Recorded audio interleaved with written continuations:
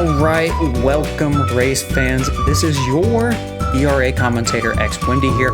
I am here with the Brickyard winner, Mr. Vanilla Cummins. How are you doing, my man? I'm on top of the world right now, boss. All right, so we had a few questions to ask you. First off, how did it feel winning the pole position for the race? I was bouncing back between tunes the whole practice session, waiting for that track rubber to come in. Just decided what I wanted to do. I knew what I was going to run for a race tune. Didn't really decide what I was going to run on the track for quali. So ended up going with a really fast tune. Obviously, got into the low 46.3s, and it felt good to be able to sit up on the pole. Now, we saw that 46.3 was the best time out there, but your race pace was better. Your race pace was a 46.25. How did you feel knowing that your race pace was better than your qual pace? I don't really feel like my race pace was better. I feel like I got lucky with the draft throughout the race. I give a lot of credit to this Wimdy Crip. I mean, he did hit that wall right there in lap one, or on the last lap. But me and him pretty much worked together the whole race. A little bit of Andy in there, Mikey in there before we left out. Mainly, it was just in the draft. I mean, solo on the mediums, I was running high 46s. That 46.2 felt good, but Absolutely. Now, speaking of Crip, you two had basically the race won because Jumpin unfortunately decided to pit more times than he maybe should have, in my opinion. But yeah, we'll settle that for if he wants to talk or not. But I mean, we go back to the season finale last year. Jumpin used a similar strategy to tonight. And at this same track, and me and Skins were in a different one. So I figured, let's just hop on the whole medium train the whole way through. The soft didn't work for me last time. Banking on a caution doesn't work in VRA because as soon as you go to bank on a caution, you don't get one. Absolutely. Now, there was one incident that I would like to bring up. That's what with Kool-Aid Man. Not necessarily in the lead pack, but definitely was racing like he was. How do you feel? Yes. How do you feel about him? I don't want to say intentionally because we don't. It wasn't like intentional. I mean, he was running the racing line. I tried to plug it bottom side because my rule is if that gap's there, I'm gonna take it. I got into an earlier issue.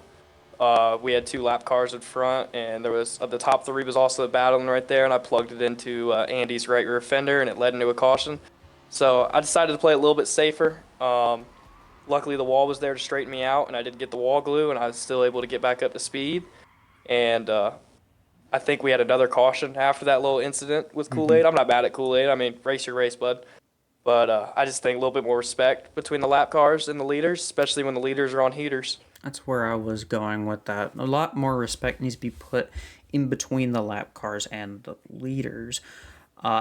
As far as the wall glue situation, we saw Crooked Khan get caught up in a lot of stuff tonight.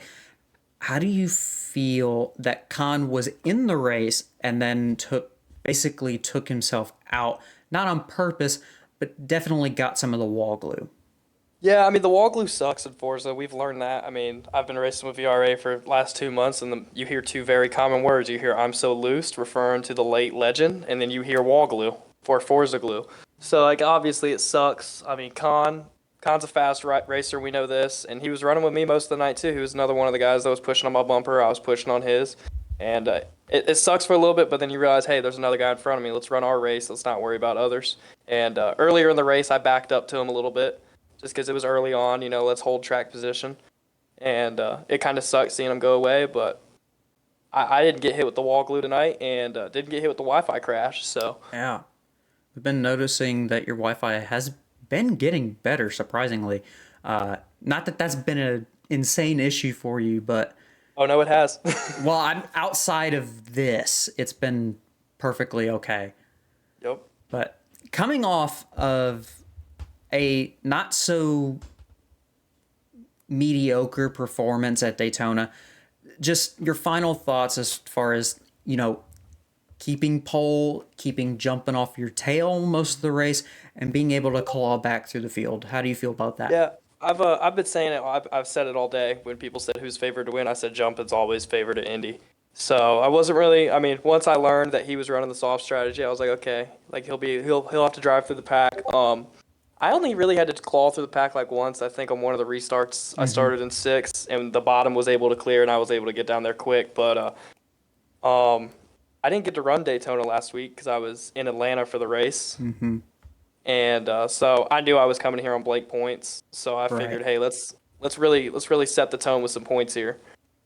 Well, you've definitely proven that you can stay with the top guys, especially jumping, not having the best of the days. But you definitely were showing out all day, and we appreciate your time. And thank you for coming on. Always, buddy, always. And if you ever need another man in the booth, I'm always here. All right, no worries. And now we have our second place winner, Mr. Moneybag Crip. How are you doing after your podium finish this week? Pretty good. Really happy with it. Glad to come second in a very competitive race. After missing last weekend, it's good to be back on a podium. Absolutely. Now, there were some problems with a few certain drivers, some getting disconnected, like Mikey. Mikey was Yeah. running a good race, 100%. Yes, definitely. Don't know if he had the win potential in him. I do believe he did.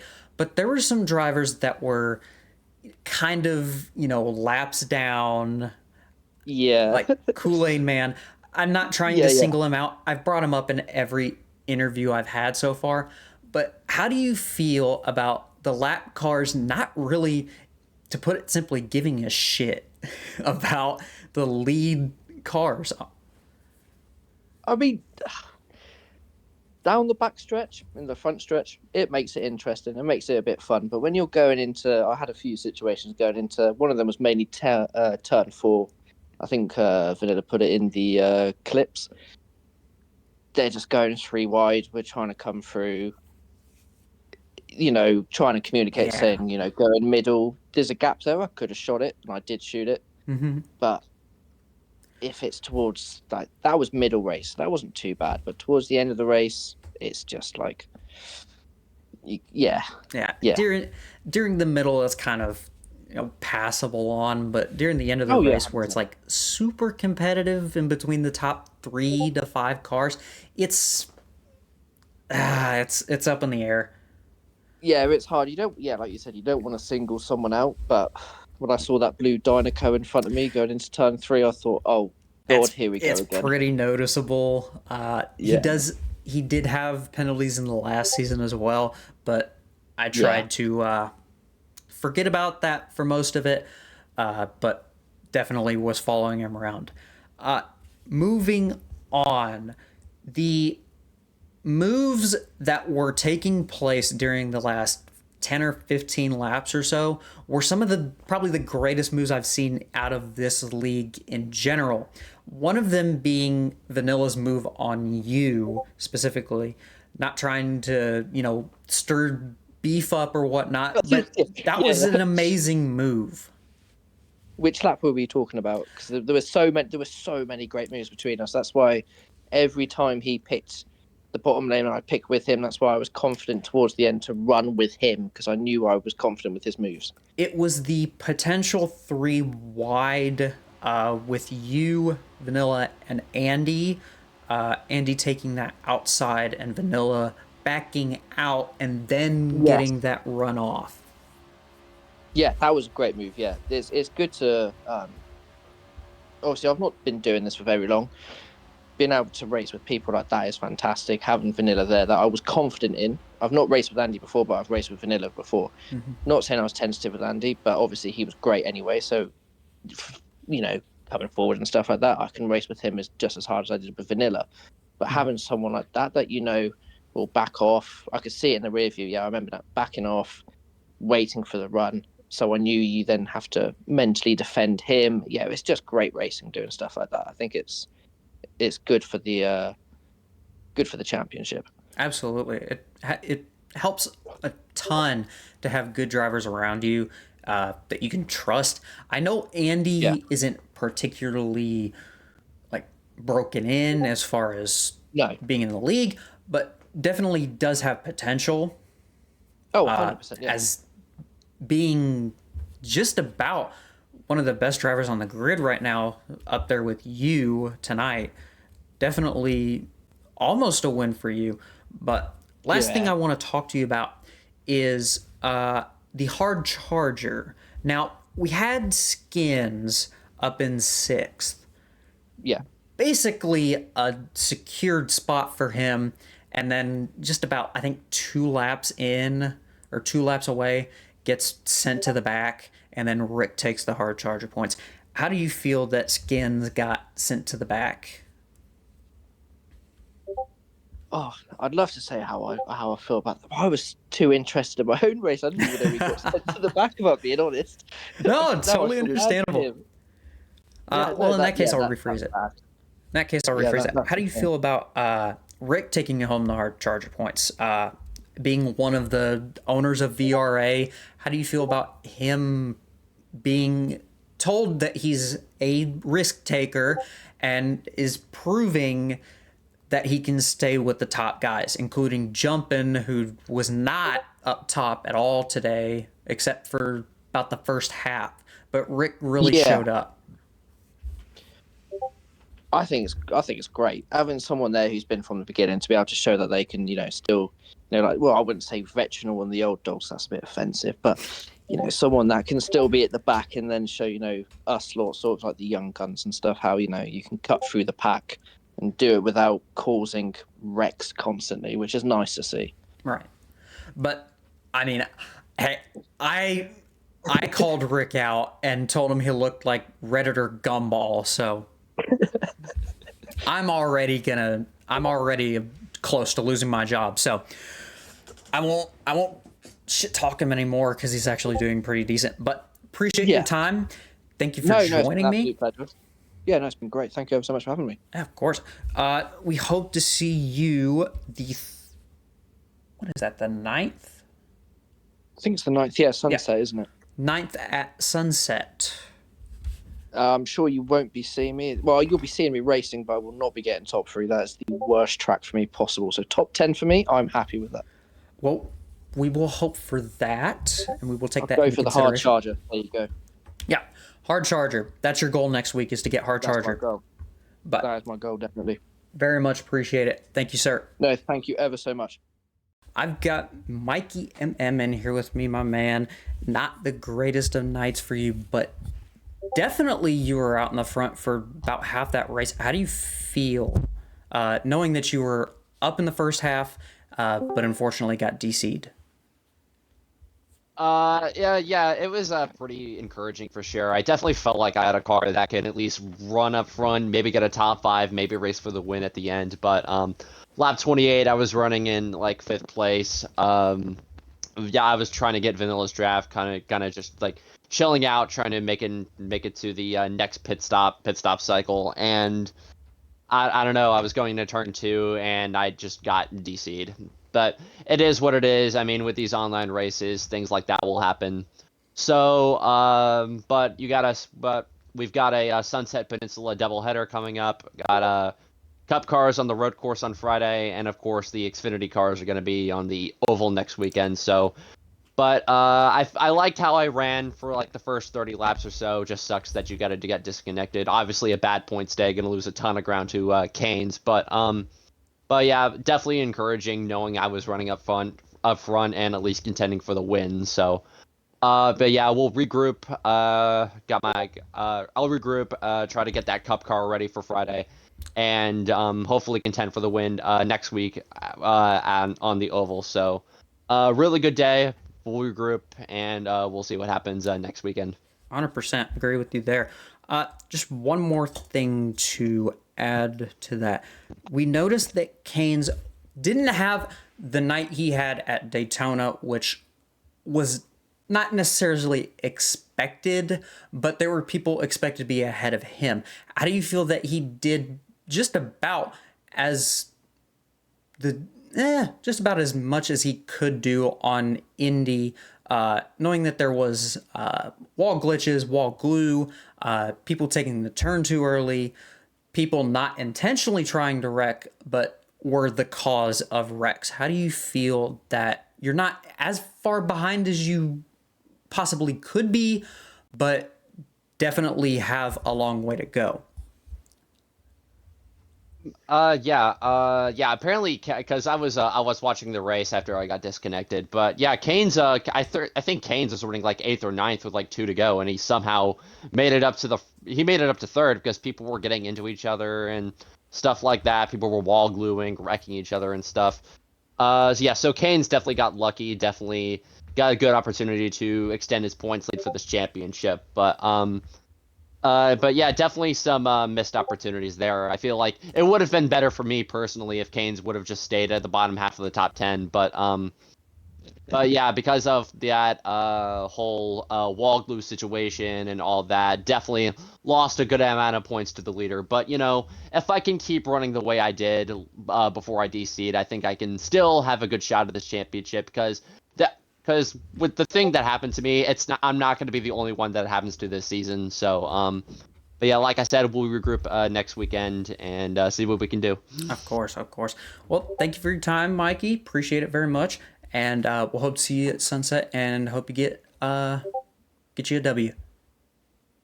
All right, thank you, Win. Appreciate it. All right, thank you. All right, 4th place finish for Andy. I got it right that time. How do you feel going into Sunset Peninsula next week, knowing that you're going to be one of the top guys in the league right now? Feel pretty good. Felt good after Daytona. Was a little nervous going into this just because of the qualifying times and the tunes everyone was running, but felt pretty good once they were worried about like the fuel issue. I was able to change the tune a little bit to where I could put a little bit more fuel in there. I think that helped out a lot, and the tire wear was still good, and we still had the pace to keep with the lead pack, so feel pretty good. I don't know if I really have a tune for Sunset, so I'll have to probably start doing some tuning this week, but I think we can get something set up for. Now, one of the moments that was pretty big this race was just with 5 laps left to go, just about. We saw you, Crip, and Vanilla 3 wide going into turn 1.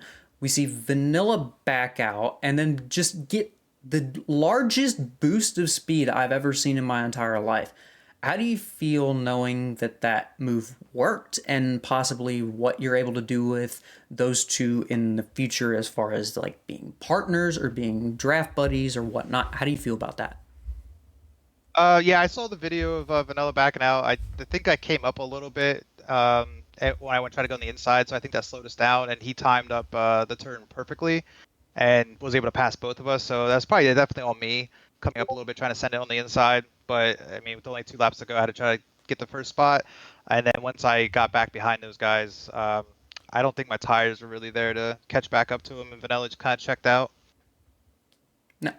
So another thing that was not really a big issue for you or the top guys, but definitely the wall hits going into turn 1 and a little bit of turn 4. We saw you hit it a couple times, but not really get too much damage, I'd say, from it.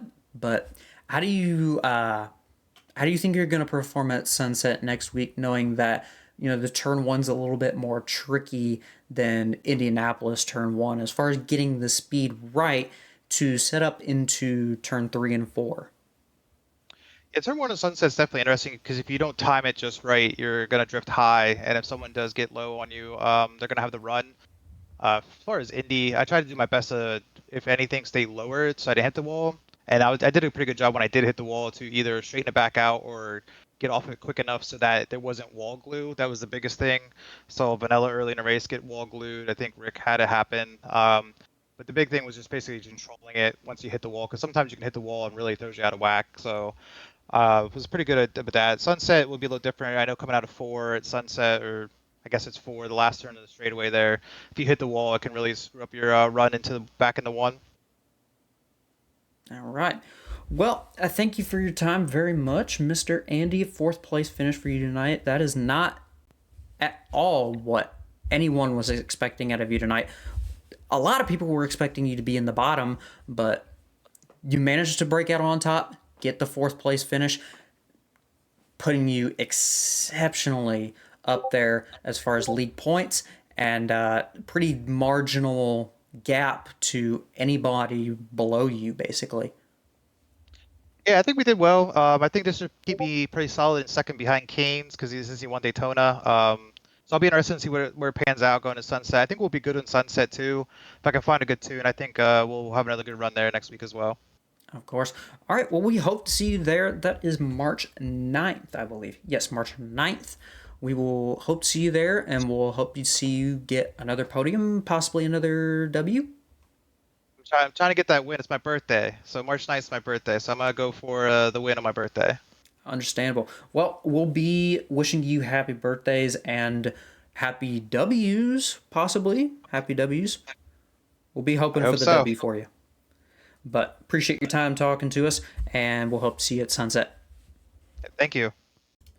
All right, I am here with Mr. Ucane's 420, winner of the Daytona 80, I'll call it, for VRA's sake.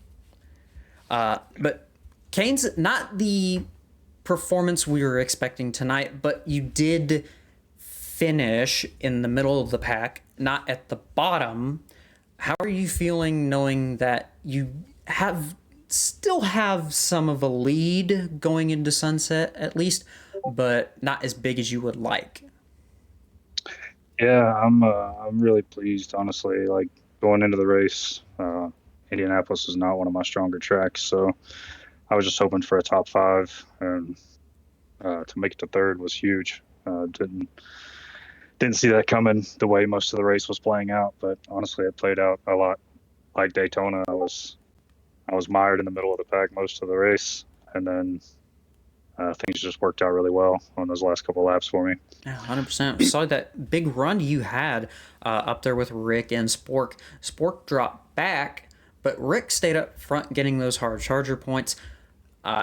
You were in contention for a little bit, but Rick and Skins unfortunately dropped all the way to the back and lost those points. But Rick managed to stay up there. How do you feel knowing that you were close to hard charger, but got edged out just a little bit? That's a shame. I didn't know how close I was. I didn't get a chance to look at that, but yeah, like I said, I was just really happy to get in the top five and to make it to third was huge. Didn't see that coming, and things just played out perfectly on those last two laps.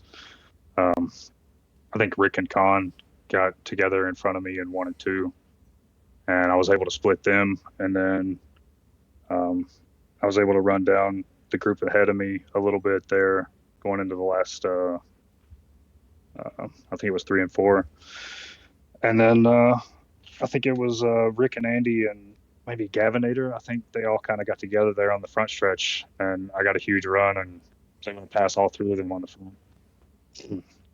Andy got me back on the back stretch, and then I was able to pass him coming out of 4 in the drag race. So didn't see any of that coming. I was honestly, I was going to be fine with finishing 8th, really. Like I said, from where I ran around 10th to 12th most of the race. And I felt like I was faster than some of the cars ahead of me, but I just struggled getting around people and trying to give everybody space.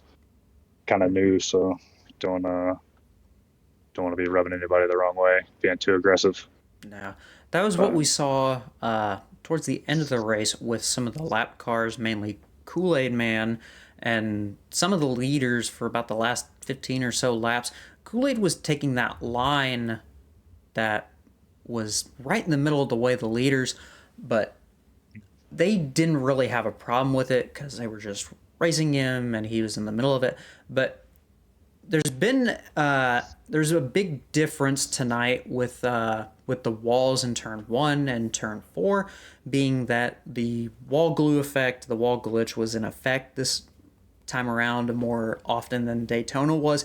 We didn't see any at Daytona, but we saw a lot tonight. How do you feel knowing that you placed where you were? You did a very good job crawling your way up. But how do you feel knowing that you probably could have gained a little bit more if people had, possibly and messed up and gotten in that wall glitch? Because it doesn't take a whole lot to screw that corner up, especially turn 1. Right. Yeah, I knew that was going to be huge going into today. I practiced a little bit when I got a chance today, and I kind of went off of Keith's tune.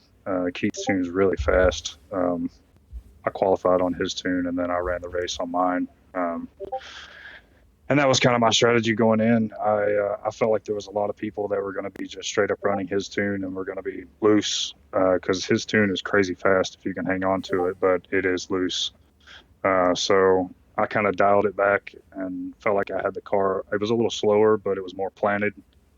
And it seemed like my tire wear was a lot better than a lot of people's. I was still really fast late in the run when people were already pitting. So I felt like that played out really well. And then I was able to make the stop there after getting close to the front and getting softs. I knew softs would last me at least 12 laps because mediums were going at least 17 to 19 pretty easily. So that was huge because I was really fast on the softs there at the end. So it all just played out really well. Honestly, I've gotten really lucky with things just playing out in my favor the last 2 weeks. So,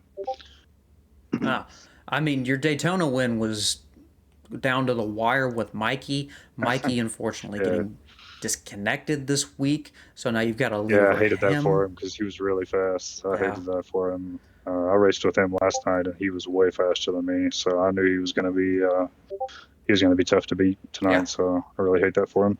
But now you've got new competition in Vanilla, and Andy's coming back into it. Crip's in it now. Just got off second place this week with Vanilla not even participating last week and gets pole and fastest lap. He's beginning to prove himself. He didn't join for a whole lot last Xfinity season, but from what we saw, he was just about middling the pack, whereas now he's trying to prove himself as I'm the best driver here on a tune. Yeah, he had to be really fast tonight. I saw his qualifying lap was insane. I haven't touched that ever. So he was definitely really fast. And it's surprising the last 2 weeks that the fast qualifiers won the race as much as pit strategy and switching back and forth, different leaders. So it's crazy that it's worked out that way. I don't imagine it'll continue that way. Yeah. One final question for you. You were talking about your pit stop strategy and how it was working out really well for you. One person we saw that didn't have the greatest of strategies tonight was jumping in the fire, which was last season's champion. Believe he pitted 6 or 7 times, and every time he went under caution, he was pitting. Not that that's the problem. The problem was it was his timing on it. How do you feel knowing that your strategy was working out better than the former champion strategy? Well, I know I went back and forth today, like wondering whether there would be long green flag runs or whether there would be a lot of cautions, because I knew that Indy's tough. It's a really technical track. It's probably the most technical. But I also thought there was going to be more single car spins than group spins. So that's why I went with a more longer running tune. But I know he was crazy fast. I don't know if he was taking softs every time to pit that many times. I was just hoping that it would work out. But it's even if you're crazy fast, it's really hard to drive through the field if you're in the back. So, but I assumed that he was going to be there at the end because I know he was at the top of the board most of the day. So he had to be really fast. We did realize he was on sauce. He did pit lap 13, so he lasted about 12 laps. But unfortunately, that wasn't enough to get him in a position to where he was able to compete. And now he's sitting near the bottom, whereas the last 7 races he was at the very, very top. So it's unfortunate him. It's great for you. You've been on a roll. You survived Indy. You're about to go into Sunset, I think either as the leader or second, just about. But you're in a great spot right now. Yeah, it feels good. I'm getting a little bit of rookie luck, I believe. But yeah, things have worked out well so far. It gives me a little cushion for some tracks later that I struggle with. But it'll be interesting to see how Sunset goes. I usually run a Mustang at Sunset.